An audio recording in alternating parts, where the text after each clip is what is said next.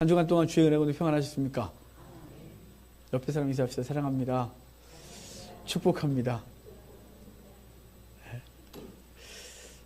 한 주간 동안 주의 백성을 사느라고 수고가 많으셨습니다. 우리 제목이 있습니다. 제목 같이 읽겠습니다. 시작. 하나님을 경외하라. 아멘. 오늘부터 우리 출애굽기를 보도록 하겠습니다.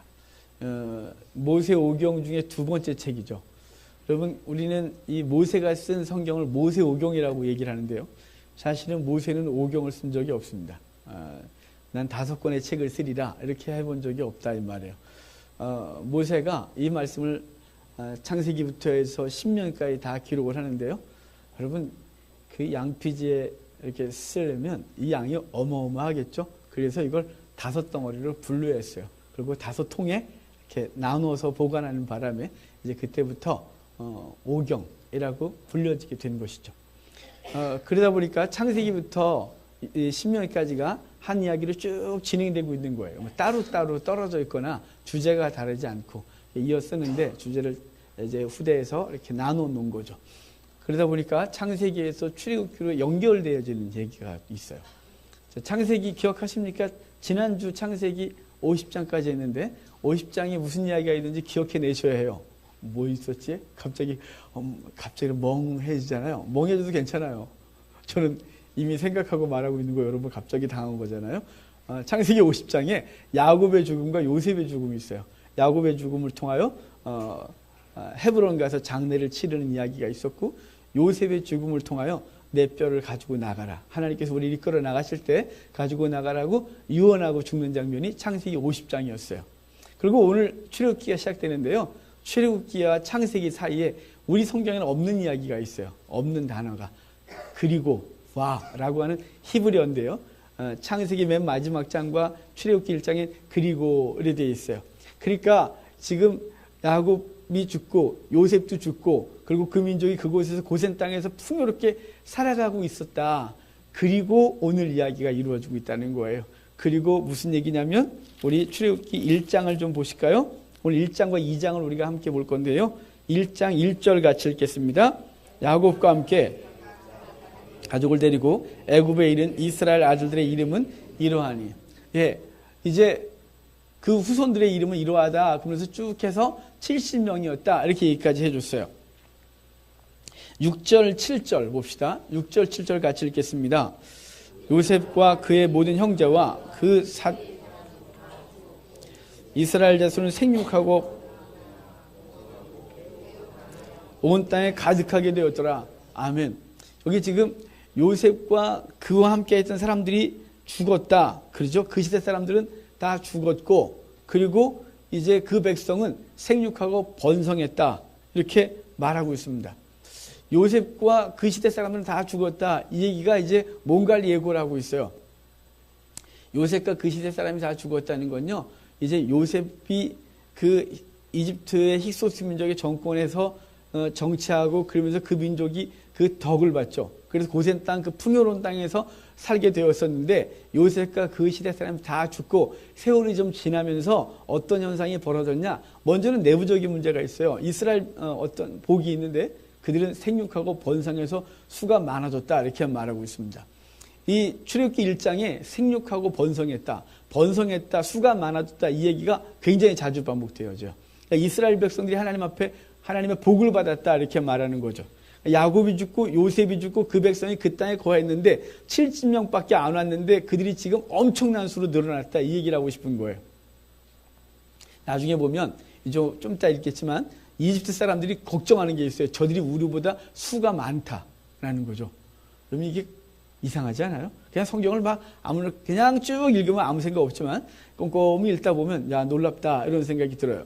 왜냐하면 이스라엘 백성들이 애굽에 왔을 때 70명이 왔어요. 그럼 애굽의 본토 사람들은 얼마나 많았을까요? 그때 여러분 애굽이 우리나라만 한가요? 훨씬 더 크죠. 그 땅에 이미 본토 사람들이 이집트 문명을 이루고 살았고 그 풍요로움을 갖고 살았었어요. 그때 히브리 사람들이 70명 왔고 그 70명이 지금 시대를 지내면서 하나님께서 엄청난 복을 주셔서 그 수가 번성하고 중다했다. 그리고 그 뒤에 보면 우리보다 저들이 수가 많다. 이런 두려움에 빠지는 걸 보면 하나님이 그들을 복주시겠다고 했던 그 약속이 어떻게 성취됐는지를 보는 거죠. 하나님이 아담과 하와를 만드시고 아담을 만드신 후에 명령하시길 생육하고 번성해라 그랬어요. 그리고 그 첫 번째 인류가 범죄하면서 하나님이 그들을 다 멸하시고 노아와 그 후손들을 통하여 다시 시작하실 때 그 방주 이후에 그들이 나와 하나님 앞에 예배하고 났을 때 주님께서 그들에게 똑같이 말씀하셨어요. 생육하고 번성해라. 그리고 하나님이 믿음의 조상 아브라함을 선택하시고 그들에게 복주시기를 네 후손이 하늘의 별같이 바닷가의 모래와 같이 많게 하겠다.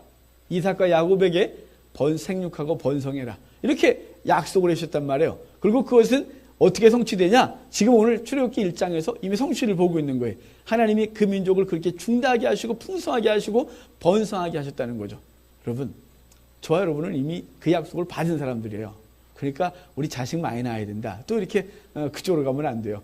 당연히 우리가 자녀를 낳고 양육하고 일을 해야죠. 하지만 더 중요한 건 예수 그리스도가 이 말씀을 받으셨고 그리고 그를 통하여 우리에게는 어떤 후손들이 생기냐면 복음을 통하여 하나님의 그 복음이 영혼들에게 다가가 그 영혼들을 살리고 그리고 생육하고 번성하는 일이 많게 되어지는 일이 벌어지는 거예요. 여러분, 저와 여러분의 이 사명이 있고 이걸 지금도 우리가 감당하고 있다는 사실을 기억하시길 바라요. 여러분, 나가서 주의 복음 증거하고 성도로 살아야 안 되겠습니까? 여러분, 나 혼자 예수 믿고 사는 것, 이것으로 족하면 이거 정말 무책임하고 그런 것입니다. 우리 열왕기서를 보면 사마리아가 아람에게 포위되었을 때가 있습니다. 그 포위되어서 다 죽게 됐을 때 성 바깥에 문둥병자 4명이 있었는데 그들이 저를 굶어 죽느니 마저 죽자 뭐 이러면서 아람 진영으로 갈 때 아람 진영에서 듣기를 엄청난 원군이 오는 소리 들리고 다 도망가는 사건이 벌어졌을 때 그 4명의 문둥병자가 그곳에서 음식을 먹고 그 재물들을 막 약탈하다가 번뜩 생각한 게 있어요. 우리가 오늘날 악하다. 저 성에 이제 굶어 죽고 있는데 우리가 지금 이러고 있을 때냐라고 해서 그들이 가서 이 기쁜 소식을 전하게 되어져요. 여러분, 저와 여러분들이 천국을 얻고 그 천국 백성으로 이 땅을 기쁘게 살아야 한다는 사실을 아시죠? 혹시 예수 믿는 것 자체가 별로 느낌도 없고 교회 오래니까 오고 안 나오면 전화 오니까 오고 이런 사람 있어요? 그럼 불행이에요.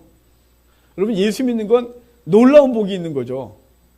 아멘 소리가 이렇게 별로 안 기쁜 거죠. 여러분이 우리가 얻은 천국이 얼마나 대단한 것인지 인식하고 아시기를 바라요. 제가 요새 얼마 전부터 이렇게 친구들을 이렇게 만나요. 고향 친구들을 만났는데 요새 참 불쌍하고 안 됐어요, 걔네가. 그래서 아침마다 기도할 때마다 그 친구들을 기도하게 되고 불쌍해요. 왜 불쌍하냐고요? 저보다 못 살아서요? 저보다 다 잘 살아요. 그 동창회 나오고 뭐 이런 친구들 보면 나름 또 자기가 세상에서 웬만큼 했다 그래서 친구들 연락하고 만나자 뭐 이런 친구들이잖아요.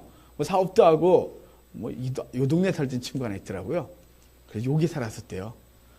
뭐 그러면서 막 이런 얘기를 하는데 예수 믿으라는데 이게 잘 안 돼요. 그런데 그 친구를 생각하면 불쌍해요. 세상을 너무 무서워하고 펄펄펄 떨고 천국도 모르고 하나님의 은혜도 모르니 그들이 학생 때 그래도 교회 다녔던 친구들이었는데 그들에게 예수님을 증거하면 예수님도 모르고 어떻게 하면 좋을까 이런 생각을 하거든요. 여러분, 우리만 아는 이 복음 이거 갖고서 우리만 누리는 건 이건 정말 하나님 앞에 부끄러운 거예요. 왜냐하면 이 시간에도 우리의 주변 사람 누군가는 복음을 몰라서 지옥을 살고 있고 천국을 못 누리고 하나님의 은혜를 못 입고 죽음 앞에 서 있는 사람들이 있단 말이에요. 악한 거죠. 여러분, 그런데 이제 우리는 생육하고 번성하는 이 복을 받았고 그 사명 받았는데요. 이 복음 증거하는데 이 복음 증거에 그 생명들을 건져내는데 우리가 사명 감당해야 되는 거예요. 그런데 여러분, 성경을 잘 보면 원리가 있다는 거 아십니까? 나가 뿌리면 반드시 거두는 거? 달란트 비유 아시죠? 달란트 비유를 보면 1달란트, 2달란트, 5달란트를 받은 사람들이 각각 나가 일해요. 특별히 1달란트 받은 사람은 묻어놨다가 주인이 왔을 때 당신 거 받으셔. 당신은 심지 않아서 거두고 흩지 않아서 모은 줄 알아서 내가 그냥 당신 거 묻어놨었어. 그랬더니 이 사람은 책망을 받고 있는 것을 뺏기고 5달란트 있는 사람에게 주는데 2달란트, 5달란트 기억하시죠? 그들은 나가 일하고 곧바로 이익을 거둬요. 주인이 왔을 때 각각 배를 거두죠. 2달란트는 2달란트를 5달란트 받은 사람 5달란트를 거두는 복을 받아요. 여기 뭘 얘기하는 걸까요? 심으면 반드시 거두는 거예요. 나가 뿌리면 반드시 그 열매를 거두는 거예요. 저와 여러분들이 이 시대 우리가 이걸 안 해요. 이걸 안 하니 생육하고 번성할 일이 있나요? 한국교회가 무너져 가는데 아니 영혼들을 건져내야 되는데 건질질 않는 거예요. 아무도 안 건지는 거죠. 왜냐하면 뿌리질 않으니까요. 씨앗도 안 뿌려놓고 거두기를 기대하는 악하고 게으른 종이 되어 있어요. 우리가. 얼마나 부끄러운 거예요. 여기 근데 이스라엘 백성들이 하나님 복을 받아 지금 생육하고 번성했더라 이렇게 돼 있거든요. 여러분 이 시대에 주의 백성들의 삶의 사명을 온전히 감당하여 정말 영혼들이 풍성해지고 많아지고 늘어나고 부흥하는 놀라운 역사들이 있기를 바랍니다. 여기 이들이 이렇게 성장할 때 그때 변수가 하나 생겨요. 자, 8절 봅시다. 8절 같이 읽겠습니다. 요셉을 알지 못하는 애굽을 다스리더니 아멘. 우리가 지난 창세기를 하면서 창세기 할 때 이스라엘 요셉이 총리가 될 수 있었던 배경을 얘기를 했었어요. 이집트가 힉소스 민족의 정복을 당하고 약 200년간 다스린 초반에 요셉이 그 땅에 왔고 같은 이방인 이집트 사람들이 보기에 외국인이었던 요셉이 총리가 되어지고 그리고 그의 가족들이 다 와서 이제 고센 땅에 거하는 그 삶을 살았었는데 여기 지금 반전이 일어났어요. 요셉을 알지 못하는 새 왕이 일어났다. 이 말은 이게 알다라는 히브리어가 야다라는 단어예요. 야다. 야다는 경험하여 아는 것을 야다라 그래요. 저한테 많이 들으셨잖아요. 그러니까 요셉 이집트에 일어난 왕이 요셉을 역사 속에서 모른다. 이런 거 아니죠. 이게 아니고 요셉과 상관없는 왕이 일어났다 이런 말이에요. 이 역사가 어떻게 벌어지냐면 힉소스 민족이 하 이집트를 다스렸고 그리고 본토 사람들이 상 이집트를 여전히 다스리고 있었어요. 그러다가 이 본토 사람들이 이제 다시 힘을 교합해서 이방인들을 내쫓아요. 힉소스 민족이 쫓겨나거든요. 쫓겨나면서 전국이 통일이 일어나는데 그 통일왕국의 본토 사람이 왕이 되는 거죠. 그 본토 사람이 왕이 되면서 힉소스 민족은 쫓겨났고 갈데없는 히브리 민족은 고센 땅에 여전히 있어요. 그래서 지금 그 고센 땅에 남아있는 히브리 민족이 박해를 당하는 상황으로 몰려가고 있는 거예요. 잘 된다 싶을 때 풍성하다 싶을 때 갑자기 공격이 일어나는 거죠. 그래서 어려움을 당하는 이야기가 지금 8절 이야기 되는 거예요. 자, 9절 10절 같이 읽도록 하겠습니다. 그가 그 백성에게 이르되 이 백성 자 우리가 그들에게 대하여 지혜롭게 두렵건대 그들이 더 많게 되면 전쟁이 일어날 때 우리 대적과 합하여 우리와 싸우고 이 땅에서 나갈까 하노라 하고 아멘. 지금 본토 왕이 일어나서 걱정하는 게 뭐냐면 이들이 우리보다 수가 많고 힘이 좋은데 이들에게 지혜롭게 행하죠. 어떤 게 지혜로우냐? 이들이 생각한 지혜는 뭐냐면 이들의 힘을 빼앗는 것이에요. 걱정하는 게 뭐냐면 힉소스 민족이 쫓겨나서 사라졌냐? 공중분해된 게 아니고요. 그들은 이집트에서 쫓겨나서 가나안 땅에 정착해 있었어요. 그리고 그곳에서 다시 정권을 차지하겠다고 군사를 규합하고 힘을 모으고 있었을 때 본토에 있었던 이집트 사람들은 걱정이 되는 거죠. 저들이 반드시 쳐들어올 거라는. 근데 쳐들어왔을 때 뭐가 또 문제냐면 이 안에 있는 히브리 민족이 저들과 합하여 전쟁을 일으키면 우리는 감당할 수가 없다. 저들이 다 나가면 어떻게 되겠어? 라고 하면서 우리가 지혜롭게 행하자. 이렇게 말하고 있는 거죠. 그리고 지혜롭게 행하자고 하면서 그들이 한 게 뭐냐면 3단계로 분리돼요. 첫 단계가 1단계가 뭐냐면 그들에게 일을 고역을 시키는 거죠. 일을 힘들게 하고 그들을 박해하고 고통스럽게 하면 그들의 생육이 끊을 줄 알았어요. 그들이 더 이상 자녀도 안 낳고 힘들어지고 막 이럴 줄 알았단 말이에요. 자, 한번 볼까요? 12절. 12절 같이 읽겠습니다. 그러나 학대를 받을수록 더욱 번성하여 퍼져가 나가니 애굽 사람이 이스라엘 자손으로 말미암아 근심하여. 아멘. 그들이 박해를 받을수록 학대를 받을수록 더욱 번성했다 이렇게 말해요. 여러분 이게 주의 백성들의 특징이에요. 교회의 특징이에요. 교회는 평안하고 부유하고 등 따시고 배부르면 썩어요. 아이 참 그렇죠? 난 등 따시고 배부르고 싶은데 등 따시고 배부르면 썩는데요. 도리어 교회는 언제 성장했냐면 박해 속에 성장했어요. 환난 속에서 믿음은 더 순결해졌고 그리고 그 뿌리는 깊어졌어요.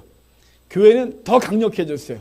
근데 교회가 세상에서 정치와 이렇게 결탁을 하고 그리고 풍요가 교회 안에 들어오면서 교회는 그 풍요에 물들면서 썩고 이렇게 부패해지는 거죠. 우리 한국교회도 마찬가지예요. 우리가 지금 한국교회가 120년 정도 됐거든요. 우리 공식 선교 역사가. 그런데 초기에 박해 속에서 성장했어요. 복음 증거하다가 목 날아갔고요. 복음 증거하다가 감호해갖고 복음 증거 때문에 박해를 받았고 가족들이 뿔뿔이 흩어지는 고통도 당했고 여러 어려움을 겪었어요. 그러면 교회가 사라졌냐? 아니죠. 희한하게 교회는 점점 더 강해졌어요. 결국은 교회가 한국 사회를 이끌어갔어요. 그런데 지금요. 20여 년 전부터 한국 교회는 부유했어요. 풍성해졌고요.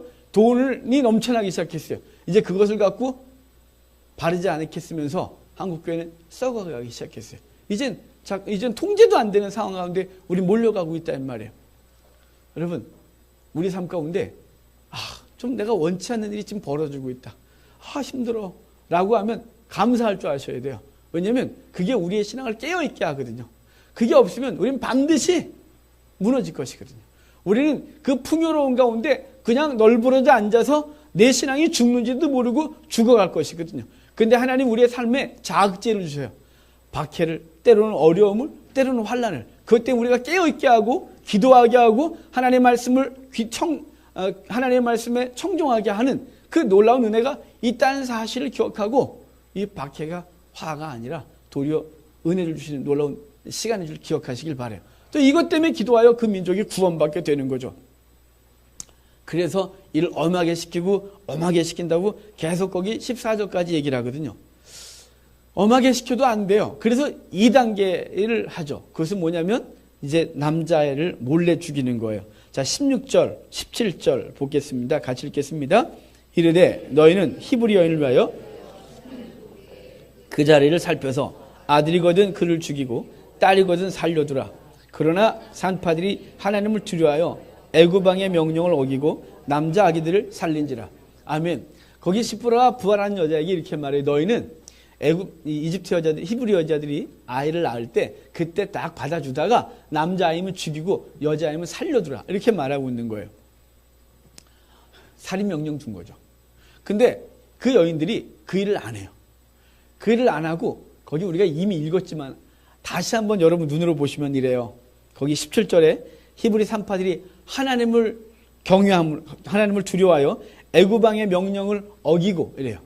하나님을 두려워하여 애굽 왕의 명령을 어겼다. 이것 때문에 그들은 믿음을 지키고 있는 거예요. 여러분, 우리가 이렇게 되어야 되거든요. 하나님을 두려워하여 애굽 왕의 명령을 어기고 이래야 되는데 정말 슬픈 건 이 시대에 우리는 거꾸로 가고 있다는 거예요. 왕을 두려워하여 하나님의 명령을 어기고 세상을 두려워하여 하나님의 명령을 어기고 세상 가치관을 두려워하여 하나님의 명령을 어기고 풍요의 신을 두려워하여 하나님의 명령을 어기고. 제가 지난주에 말씀드렸나요? 저희 친구가 돈을 잘 버는 친구 하나 있던데요. 그 친구 예수 믿으라니까 제가 고등학교 때까지 교회 다녔거든요. 그 친구가. 가지고 그랬더니 걔가 안 다닌대요. 왜? 그랬더니 점쟁이가 너 교회가 망한다 그랬대요. 그래서 자기 형은 교회 다니는데 엄마가 교회 나가려고 그래서 그랬대요. 엄마, 나 망하는 걸 보려면 교회 나가. 가지고 못 나간대요. 저한테 와서 미안한데 너가 목사인데 이런 얘기해서 미안한데 저한테 그러는 거예요. 내가 너무 사단 두려워하지 마. 이래도 이 친구가 더 이상 얘기하지 말아요. 내가 알았다. 그래서 내가 매일 기도할게. 자주 만나기로 했어요. 근처에서 했는데 여기 한 5분이면 온대요 저한테. 그래서 알았다. 자주 만나자. 그랬거든요. 뭘 두려워할까요? 풍요의 신을 두려운 거죠. 자기도 아는 거예요. 하나님에 대해서. 어릴 때부터 다녔으니까요. 그런데 어쩌다 보니까 세상 살다 보니까 운때 잘 만나서 사업이 잘 됐어요. 사업이 잘 됐는데 어쩌다가 점집에 누구 따라갔더니 그 점쟁이가 하는 말이 교회가 망해. 이 소리 듣고 나서 그래요? 그러고 나서 또 안 다니는 거예요. 점집도 용화되네. 걔가 하는 말이. 용해. 걔가 잘 맞춰. 그러더라고요. 그래서 내가 끔찍했어요. 세상을 두려워하여 하나님을 버리고 세상 가치관 두려워하여 하나님을 버리고. 여러분 우리의 모습이 어떤지 봐야죠. 그 친구는 고등학교 때까지 교회를 그냥 왔다 갔다 하면서 하나님을 인격적으로 못 만났으니 그래서 치고, 우리는요. 저와 여러분이 하나님을 인격적으로 만났는데 우리는 정말 하나님을 두려워해 세상의 명령을 어기는지 아니면 세상을 두려워해 하나님의 명령을 어기는지 스스로 생각해 봐야죠. 저한테 말할 거 없어요. 하나님과 관계 속에서 우리가 잘 아니까요. 우리가 뭘 두려워하는지, 하나님을 두려워하는지 아니면 세상을 두려워하는지, 하나님을 두려워하는지 내가 실패할까 두려운지, 하나님을 두려워하는지 세상 가치관 앞에 내가 지금 무릎 꿇고 그것을 두려워하여 세상에서 끌려가고 있는지 우리 잘 알고 있단 말이에요. 그 여인들은 아니에요. 하나님을 두려워하여 왕의 명령을 어기고 아이들을 살려줬대요. 그것 때문에 벌어진 건 뭐냐면 그 백성이 또 번성하는 거예요. 이게 두 사람의 언신, 두 사람이 하나님을 경외하는 것 때문에 그 백성은 풍성해지고, 그러면 그 여인은 죽었냐? 아니죠. 거기 20절 봅시다. 20절 같이 읽겠습니다. 하나님이 그 산파들에게 은혜를 베푸시니 그 백성은 번성하고 매우 강해지더라.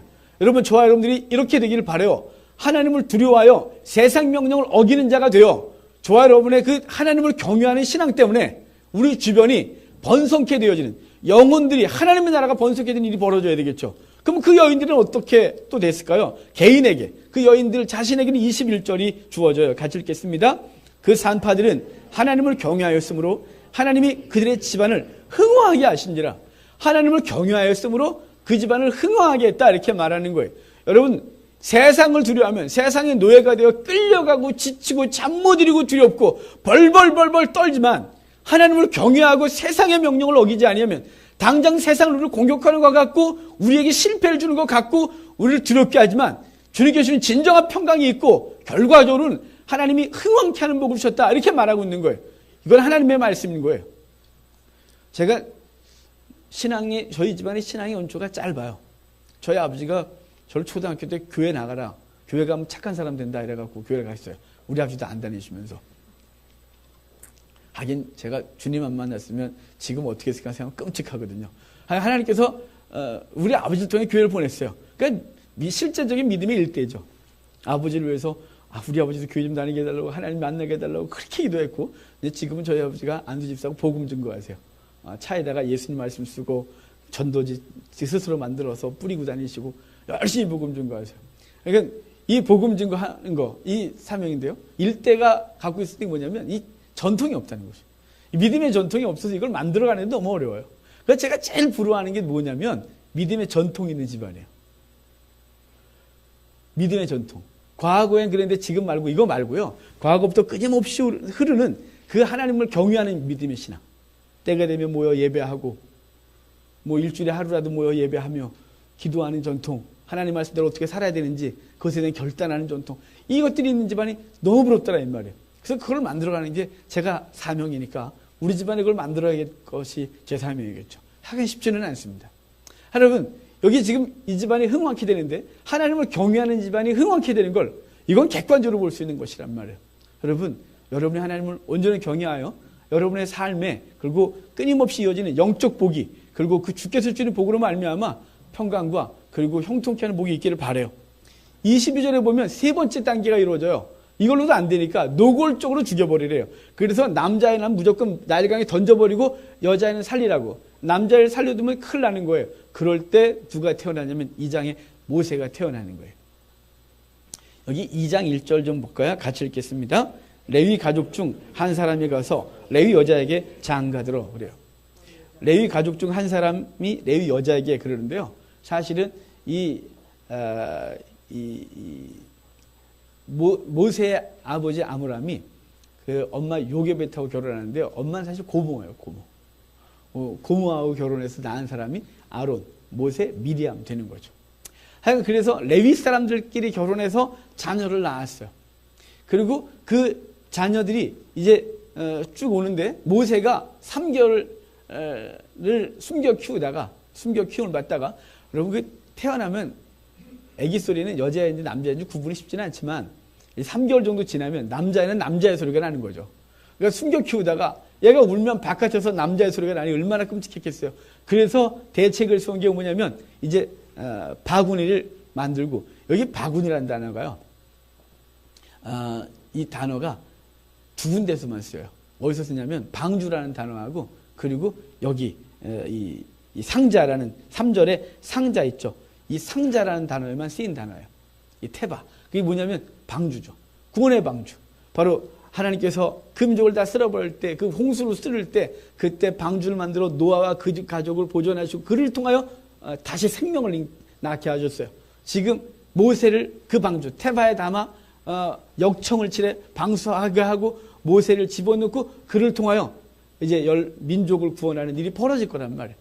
여기 이제 상자에 넣고 이제 우연히 띄었는데 우연히 바로의 공주가 찾은 게 아니라 잘 봤다가 바로의 딸이 나와 목욕하는 곳에 그 시간을 잘 보고 있다가 그때 상류에서 몰래 띄어요. 그랬더니 당연히 이렇게 둥둥둥 떠내려오니까 바로의 공주가 하늘을 치고 저거 뭐야 갖고 와봐. 이렇게 갖고 왔어요. 갖고 왔더니 열어보니까 아이가 남자아이가 사내아이가 울고 있는데 여기 이래요. 히브리 남자아이라고.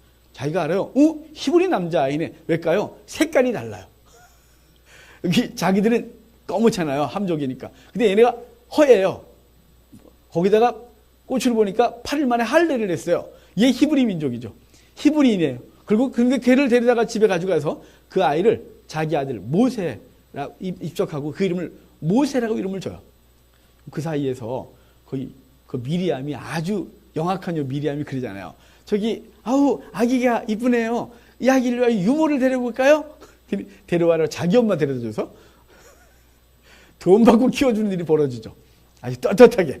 그러니까 그런데요. 여러분 여기 모세란 이름은 모세란 뜻은 히브리 사람들의 입장에선 물에서 건진 자, 구원자란 뜻이고 이 모세란 말은 히브리 말이 아니에요. 어디 말이냐면 이집트 말이에요. 이집트 말로 모세는 아들이란 뜻이에요. 이 아들이라고 말해서 그 여인이 아들이라고 자기 아들을 받아들이거든요. 여러분 이집트 왕들 보면 모세라는 이름이 많잖아요. 투투 모세, 아 모세 뭐 이래요. 누구의 아들이라는 뜻이죠. 여기 역사 속에서는 이 공주가 누구냐면 하세수트라는 여인이에요.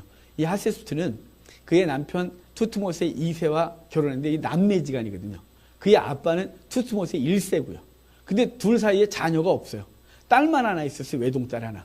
아들을 못 낳고 그냥 계속 있었어요. 그러다가 남편이 대를 이을 아들이 없으니까 이 종하고 잠자를 해서 아들을 낳아요. 이시스라는 여종하고 잠자를 해서 아들을 낳는데 걔가 투트모세 3세예요. 그러니까 여종하고 잠자리한 애가 왕권을 이어가게 생긴 거죠. 그럴 때 하세수트는 강해서 모세를 건졌고 모세는 자기 아들이 돼요. 아니 히브리 남자인데요. 히브리 아이인데 어떻게 되냐면 나일강은 신이기 때문에 그래요. 나일강은 그들에게 신이었고 생명의 신이었고 생명의 신이 자기에게 생명을 줬다고 믿기 때문에 얘는 히브리 민족이지만 혈통이 전혀 다르지만 자기 아들로 입적을 시켜서 그 아들에게 왕권을 이어주겠다고 하고 있는 거죠. 하나님의 역사는 이렇게 재밌게 벌어져요. 그러고 나서 40년 왕궁에서 왕 교육 받으면서 잘 자랐는데 40대였을 때 그때 노역장에 나가 보니까 그때 이 이집트 관리가 히브리인을 괴롭히는 걸 보고 여기 이래요. 자기 동족 11절 볼까요? 자기 형제 두 번 반복해요. 11절 읽겠습니다. 모세가 장성한 후에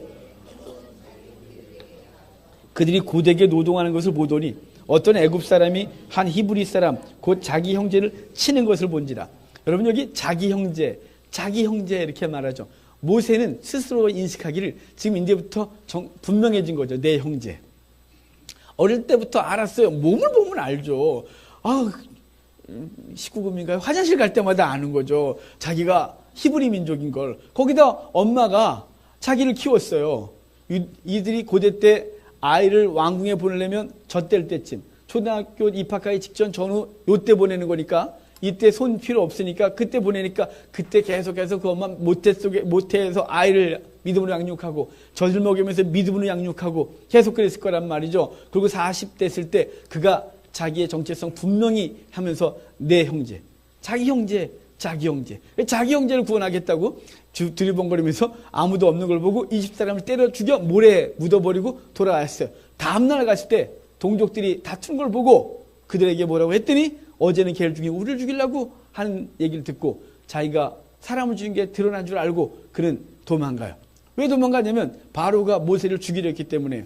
당시 바로 이 투트모세 3세하고 모세는 왕권 경쟁을 하고 있을 텐데 모세가 앞서 있었대요. 역사에 보면. 그런데 지금 반대편에선 이 흠을 잡았으니까 모세를 죽이려고 했고 모세는 도망을 가게 됩니다. 이 도망간 사건이 오늘 이제 우리가 봐야 할 얘기인데 이 사건을 가지고 히브리서는 모세에게 무엇이라고 말하는지 한번 볼까요? 히브리서 11장 24절 좀 한번 봅시다. 히브리서예요. 이 모세가 이렇게 선택한 것에 대한 믿음을 히브리서에서 뭐라고 평가하는지. 히브리서예요. 히브리서 11장 24절부터 26절입니다. 24절부터 26절까지 히브리서 신약성경 366쪽입니다. 자, 같이 읽겠습니다. 믿음으로 모세는 장성하여 바로의 공중의 아들이라 칭함받기를 거절하고 도리어 하나님의 백성과 함께 고난받기를 잠시 죄악의 낙을 누리는 것보다 더 좋아하고 그리스도를 위하여 받는 수모를 애굽의 모든 보화보다 더 큰 재물로 여겼으니 이는 상주심을 받아봅니다. 그러니까 모세가 공주의 아들이라 왕이라 왕자다 후에 왕이다 이것보다 더 사모한 것은 뭐냐면 하나님의 백성으로 살아가는 것이죠. 그것을 위하여 기꺼이 다 버렸다. 그러면서 그는 상 주실 일을 바라봤다. 이렇게 히브리서 저자는 이야기를 하고 있는 거예요. 여러분 오늘 출애굽기 1장 2장을 보면 거기 그 백성들이 하나님을 경외하고 산파들이 그를 경외하고 그리고 모세가 하나님을 경외하는 장면이 있는 거예요. 오늘 제목이 하나님을 경외하라 라는 거잖아요. 여러분 경외라는 히브리어가 야레예요. 이 야레라는 단어가 뭐냐면요. 그냥 두려워한다는 뜻이 아니에요. 영어는 두려움, fear로 번역했지만 사실은 이 말은 그냥 단순히 공포스러운 두려움이 아니에요. 길을 가다가 강도를 만나면 두렵겠죠. 그건 경외한다고 말하는 게 아니에요. 뭐 자다가 귀신을 만나면 예수님을 내가 쫓으세요. 근데 두렵게 있잖아요. 제 귀신을 어릴 때 별로 안 두려웠었는데요. 얼마 전에 정말 귀신인 줄 알고 놀래 자빠진 적이 있었어요. 저희 집사람하고 이렇게 침대에 누워있는데 저희 명절에요. 어디 가서 우리 딸내미가 큰 딸내미가 머리를 다 풀어주고 아빠 그러는데요. 저희 둘 놀래 자빠진 줄 알았어요. 이 귀신을 보면 이렇게 있구나. 저는 그래갖고 너무 그때 놀래갖고요. 만약에 저희 집사람이 아기를 갖고 있었으면 유산했을지도 몰라요. 정말 놀랐어요. 깜깜한 밤에 현우 아빠 그러는데요. 머리를 다 풀어헤치고 이게 공포구나. 이거 두려움. 그건 경외가 아니에요. 야레라는 건요. 제가 전에 정의해 드렸어요. 하나님을 사랑하여 두려워함이 경외라고. 그 경외는 가장 인간적으로 가장 이해하기 쉬운 게 뭐냐면 부모와 자녀 간에 그리고 부부 간에. 예. 저희 집사람 무섭거든요. 저희 집사람은 뭐 소리를 버럭버럭 질러대거나 그러지도 않아요. 제가 한마디 하면 아무 소리도 못하고 그러거든요. 힘은 제가 더 세요. 근데 제가 저 집사람을 두려워해서 사랑하는 게 뭐냐면 우리 집사람이 만약에 A를 싫어한다. 그럼 제가 그거 안 하는 거예요. 그거. 나는 그거 해도 괜찮다. 해도 문제 없는데 근데 저희 집사람이 싫어해요. 그럼 내가 안 하는 거예요. 근데 B를 집사람이 너무 좋아해요. 난 그게 싫은데 하기 싫은데 B는 너무 좋아하는 게 우리 집사람이. 그럼 제가 기꺼이 B를 하는 거예요. 그게 두려워하여 사랑함이에요. 사랑하여 두려워함. 이게 경외예요. 경외. 부모님을 사랑하고 두려워하잖아요. 그럼 부모님 원하시는 대로 기꺼이 자녀가 행하죠. 요즘은 부모님을 경외하는 마음이 없어서 마음대로 하는 애들이 너무 많지만 사랑하고 두려워해서 부모님 원하시는 대로 사랑하는 거죠. 그게 경외예요. 경외. 여러분 하나님을 경외하다. 이렇게 오늘 본문에 그 여인들이 하나님을 두려워했다. 그리고 하나님을 경외함으로 하나님께서 그 집안을 흥왕케 했다.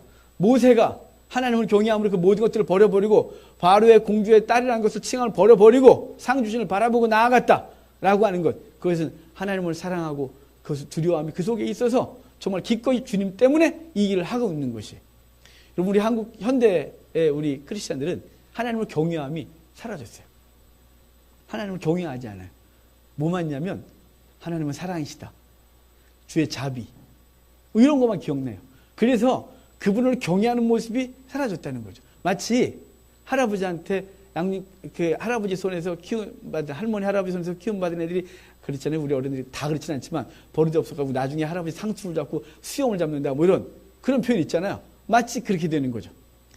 하나님을 경외함이 사라지고 뭐가 된다고요?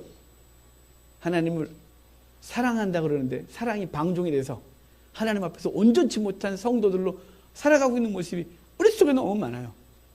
하나님을 경외하지 않아요. 여러분 하나님을 경외한다는 것 그럼 어떻게 할까요? 하나님을 경외하는 게 구체적으로 무엇으로 드러나냐 이 말이에요. 먼저는 가장 중요한 게 악을 미워함이에요. 악을 미워함이에요. 그냥 악을 좋아하지 않는 게 아니라 악을 미워함이에요. 난 저 정도 별로 안 좋아해. 이게 아니고 미워해서 그것을 아주 싫어하는 거예요. 미워하고 그것을 멀리하고 끔찍하게 생각하는 거예요. 그래서 우리가 삶 속에서 악을 미워하는 거예요. 하나님이 악을 미워하기 때문에 나도 미워하고 하나님이 사랑하는 영혼을 사랑해서 나도 그 영혼 때문에 기꺼이 삶을 드리고 희생하고 손해보고 참아내고 하나님이 사랑한 건 내가 사랑하고 하나님이 싫어한 건 나도 싫어하고 이게 경외예요. 경외. 그 경외의 가장 기본적인 모습은 예배에서 드러나게 돼 있어요. 여러분 오늘 예배를 드리면서 하나님을 정말로 경외하는 마음으로 나왔는지 우리 스스로 생각해 봐야 돼요. 예배를 경외함으로 드리려면 언제부터 준비되냐면 일주일 내내 준비가 되어지는 거죠. 일주일 내내 삶으로 예배를 드리는 건 당연한 거고 정말 실제적으로는 언제부터 준비되냐면 주일 전날부터 우리 마음에 준비해야 돼요. 그래서 주일 전날은 일찍 잘라 그러고요. 복장을 준비해 놓고요. 그리고 내일 하나님 앞에 내가 어떻게 예배를 일찍 갈까 생각도 해놓고 이 마음으로 예배에 대한 생각 좀 하고 자야 되는데 그때부터 안 돼요. 시간을 구별해야 돼요. 그 하나님 경외함이에요. 그럼 중요한 사람을 만난다고 생각해봐요. 아주 중요한 사람. 그 사람을 오늘 만나서 내가 그 사람으로 하여금 엄청난 이익을 얻을 게 있다 생각하는, 그리고 내가 그 사람에게 시간을 어기는 순간 난 그에게 날아갈 수 있다고 생각하면 그 시간을 어기겠어요? 아무도 없을걸요? 아예 몇 시간 전부터 가갖고 계속 기다리고 있을걸요? 하나님을 경외하면 예배에 시간을 어기지 않아요. 하나님을 경외하면 우리의 모든 것들을 다 준비하게 돼 있어요. 제가 그랬잖아요. 예전에 집에 샤워실이 없을 땐 주일마다 목욕탕을 갔다고. 없는 돈에도 반드시 목욕탕을 갔어요. 가서 목욕을 하고 아침에 새벽같이 가서 목욕하고 그리고 옷을 주일날 입을 걸 전날 준비했다 딱 준비하고 그래서 주일날 가장 좋은 옷 입는 거예요. 내가 갖고 있는 것 중에 제일 깨끗하고 제일 괜찮은 거. 비싼 거 말고요. 제일 괜찮은 거. 그날 내가 입을 수 있는 가장 깔끔한 옷 준비하고 우리 어른들처럼 못하지만 헌금을 준비하고 하나님 앞에 예배하러 나와야 되는 거죠. 그게 경외예요. 기본. 아주 가장 기본적인 경외예요. 그 가장 기본적인 경외. 그 가장 기본적인 경외가 우리 속에 없으면 삶에서 하나님을 경외한다고요? 아니죠. 우리가 어떤 예식에서도 하나님을 경외하는 모습이 없다면 삶에서 절대로 하나님을 경외하지 않아요. 왜냐하면 보이지 않는 하나님을 보이는 것처럼 경외할 수가 없는 거예요. 보이지 않는 하나님을 보이는 것처럼 예배하지도 못하는데 보이지 않는 하나님을 보이는 것처럼 살 수는 없죠. 여러분 하나님을 경외하는 게 가장 기본은 예배. 이 예배가 무너지면 하나님을 경외한다고 말하면 안 돼요. 경외 못해요. 스스로 양심에 손을 얹으면 잘 알아요. 여러분 하나님을 먼저 예배를 구별하여 드릴 줄 아는, 삶을 구별하고 생각을 구별하고 재물을 구별하고 외적인 걸 구별하고 하나님 앞에 예배하는 우리가 되기를 바라요. 이 경외가 회복되어져야 삶에서도 하나님을 두려워하는 마음이 생긴단 말이에요. 요즘 옛날에는 여기 나오면 죽는다 그랬어요. 저 우리 시골에 이걸 지송소라 그랬거든요. 저게 죽는 줄 알았어요. 올라오면 예배당 와서 딱 들어올 때 예배당 안에 하나님이 계시다고 좀 믿었기 때문에요. 저 바깥에서 저희는 마룻바닥이었거든요. 예배당이. 그러면 신발을 저기 벗고 신발장 딱 넣고 딱 들어오자마자 곧바로 무릎을 꿇고 하나님 앞에 예배하고, 그리고 여기는 감이 못 올라오고 강단 걸칠 때 여기서 회개 잔뜩 하고 올라오고 죽을까 봐 아침에 학교 가기 전에 가방 딱 싸놓고 교회 와서 여기 와서 문 열고 들어와서 하나님 학교 다녀오겠습니다. 그리고 집에 갔고요. 학교 갔다 오면 집에 가방 놓고 교회 와서 하나님 학교 다녀왔습니다. 도서관 갈 때 가방 놓고 도서관 가기 전에 하나님 도서관 다녀올게요. 그러고 도서관 끝나면 집에 가서 교회 가서 하나님 도서관 다녀왔어요. 집에 갔어요. 하나님 계시다고 믿었어요. 그 하나님을 항상 인지하고 살았어요. 그 하나님을 두려워하지 않으면 우리 삶에 세상에선 절대로 하나님을 제대로 실감하고 살아갈 수가 없어요. 워낙 바쁘잖아요, 여러분. 아침에 눈 뜨면 잘 때까지 열심히 일하시잖아요. 뭘 했는지도 모르고 하루 종일 막 달려가다가 저녁에 피곤한 채로 침대에 쓰러지시잖아요. 그런데 어떻게 하나님을 인식해요? 여러분, 예배가 하나님 앞에 구별되어 경건하게, 이 경외의 예배가 없으면 삶에서 없어요. 이 경외의 예배가 되어지면 그 다음에 뭐가 되냐면요, 구별이라고 하는 단계로 넘어가요. 구별은 거룩한 것이죠. 그러니까 이 경외감에서 거룩한 것을 만들어내는 거예요. 거룩한 삶. 거룩은 레위기에서 구별이라고 말해주는 거예요. 구별. 여러분 구별되셔야 돼요. 생각도 구별하고 삶도 구별하고 언어도 구별하고 이 구별이에요. 그렇게 구별된 걸 살아가면 결과적으로 하나님을 영원롭게 하는 거예요. 여러분 우리 인생의 제일 되는 목적이 뭐라고 말해요? 하나님을 영원롭게 하고 그를 영원토록 즐거워하는 것이다. 우리가 요새 저가 달달달 외우잖아요. 이거 웬만한 성도는 다 외워요. 그런데 여러분 하나님을 영원롭게 하는데 시작이 어디서 오냐? 하나님을 경외하는 데부터 시작하는 거예요. 그 경외하면 삶을 구별할 줄 알고 구별하는 삶을 하나님을 영원롭게 하게 되는 거예요. 구약의 맨 마지막 성경이 말라기예요. 하나님 말라기를 통해 말하시고 구약을 닫아버리고 그리고 열방을 향하여 복음의 문을 확 열어버렸어요. 하나님은 그 백성을 사랑하는데 1000년 사랑하세요. 1446년에 그 백성을 출애굽시켜 그 백성을 가나안 땅에 집어넣고 주전 400년에 말라기를 통해 말씀했으니까 이스라엘 백성이 가나안 땅에 오고 1000년 동안 하나님이 사랑하셨어요. 그들을 통해 예배받기를 원하셨고 그들을 통해서 존경받기를 원하셨고 그들을 통해 경외받기를 원하셨어요. 그분이 마음껏 사랑하셨지만 그들이 당신을 경외하지 않아요. 말라기서를 시작하시면서 그 경외받지 못한 것에 대해서 말씀하시면서 내 이제 이 영광을 내가 이방인에게 가져가겠다. 그래서 내가 해 뜨는 곳에 해 지는 데까지 내가 찬송받을 거라고 하고 여기 더 이상 안 하겠대요. 자, 말라기서 한 번 더 찾아보고 끝납시다. 말라기서 1장이에요.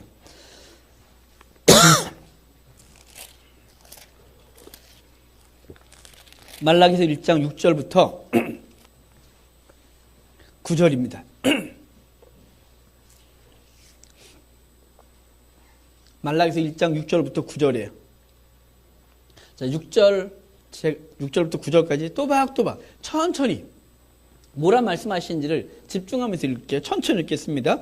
내 이름을 멸시하는 제사장들아, 나 만군의 여호와가 너희에게 이르기를 아들은 그 아버지를 종은 그 주인을 공경하노니 내가 아버지일 텐데 나를 공경함이 어디 있느냐? 나를 두려워함이 너희는 이르기를 우리가 어떻게 주의 이름을 멸시하였나이까 하는도다. 너희가 더러운 떡을 말하기를 우리가 어떻게 주를 더럽게 하였나이까 하는도다. 이는 너희가 여호와의 식탁을 경멸히 여길 것이라 말하기 때문이라. 만군의 여호와가 이르노라. 너희가 눈먼 희생제물을 바치는 것이 어찌 악하지 아니하며 저는 것 병든 것을 드리는 것이 어찌 악하지 아니하냐. 이제 그것을 드려보라. 그가 너를 기뻐하겠으며 너를 받아 주겠느냐. 만군의 여호와가 이르노라. 너희는 나 하나님께 은혜를 구하면서 우리를 불쌍히 여기소서 하여보라. 너희가 이같이 행하였으니 내가 너희 중 하나인들 받겠느냐. 아멘. 이 말씀은요, 지금 말라기 선지자가 이 말라기서를 시작하면서 이제 내가 너를 사랑한다 그랬더니 이스라엘 백성이 우리를 어떻게 사랑했는데 이렇게 말했다는 거예요. 그러면서 이제 주님께서 다시 말하기를 야, 종은 주인을 자녀는 아버지를 공경하는데 너희가 나를 공경함이 어디 있느냐. 심지어는 너희는 나의 식탁을 멸시했다. 너희가 말하기를 하나님의 여호와의 식탁은 경멸이 여길 받아도 마땅하다라고 말하면서 너희가 행동도 그렇게 했다. 훔친 것, 저는 것, 병든 것 이런 거 갖다가 나한테 드렸다. 야, 너네 그거 갖다가 총독에 갖다 바쳐봐. 총독 이거 받을까? 너네가 나중에 어려움을 당하여 나한테 와서 주여 나를 불쌍히 여기소서 내게 자비를 베풀어 주소서 그리하면 난 너희들한테 안 가. 이렇게 말하는 거예요. 여러분 무섭지 않아요? 여러분 이스라엘 백성들이 하나님을 경외하지 않았어요. 그 하나님을 경외하지 않고 하나님이 자기들에게 있다라고 말했을 뿐 하나님을 경외하지 않는 이상한 백성이었어요. 여러분 아담도 하나님의 임재 안에 있었어요. 에덴 동산에서 하나님의 임재 안에 그들이 있었는데 하나님을 경외하지 않아요. 임재 가운데 경외하지 않아서 사단의 유혹을 받아 선악과를 따먹고 그분을 거역하는 거예요. 우리도 마찬가지예요. 우리도 성도의 공동체는 하나님의 임재 안에 있어요. 교회라는 하나님의 임재 안에 거하는 거예요. 우리의 삶이 하나님의 임재 안에 있어요. 여러분 하나님의 임재 안에 있잖아요. 임재 안에 있는데 우리가 하나님을 경외하지 않아요. 이스라엘 백성이 하나님 앞에 부름받고 그 땅이 심겨지고 1000년 동안 하나님의 임재 안에 거하셨어요. 그분의 돌보심, 그분의 보호하심 가운데 있었는데 하나님을 경외하지 않아요. 결국은 하나님이 그들에게서 떠나시는 거죠. 여러분 이 슬픈 현실이 우리의 것이 되지 않기를 바라요. 하나님의 임재 안에 거하고 있는 우리들은 하나님을 온전히 경외하는 자들이 되어야 돼요. 하나님을 경외하지 않다가 망한 사람들이 한두 명 있는 게 아니에요. 제사장의 아들 홈리와 비나스, 나답과 아비후, 그들이 다 제사장의 아들들이에요.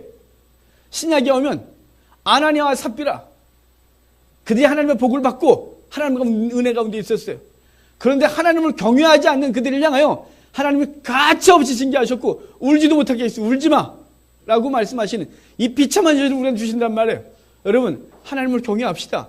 이 시대에 하나님을 경외하지 않고 살아도 잘 사는 것 같아요.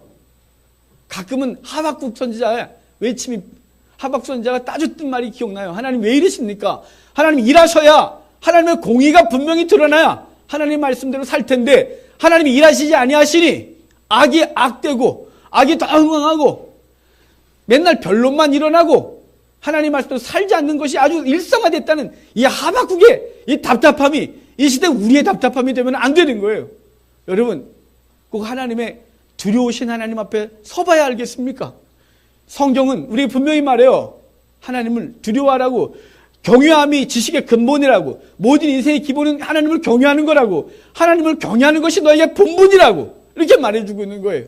여러분, 우리 시대 주의 백성으로 사는데 그냥 난 교회 다녀, 이것으로 끝나지 아니하고 정말 하나님과 인격적 교제가 맺어주고 그분 앞에서 내가 어떻게 살아야 되는지, 그분을 내가 어떻게 섬기고 살아가는지, 나와 함께 하신 하나님이 사랑하는 뿐만 아니라 그 사랑의 하나님이 나를 받아주셨을 뿐 그분은 여전히 두려우신 분이라는 사실에 대하여 인지하고 살아가는 우리가 되어서 여러분, 하나님을 경외하는 성도가 되어주고, 그래서 주님께서 여러분의 삶에 흥왕케 하는, 이 그 집안을 흥왕하게 하고 그 집안을 통해 끊임없이 복음이 열방으로 증거되게 하는 복이 우리 교회와 성도들의 삶에 있기를 주의 이름으로 축복합니다. 찬송 하나 하고 기도합시다.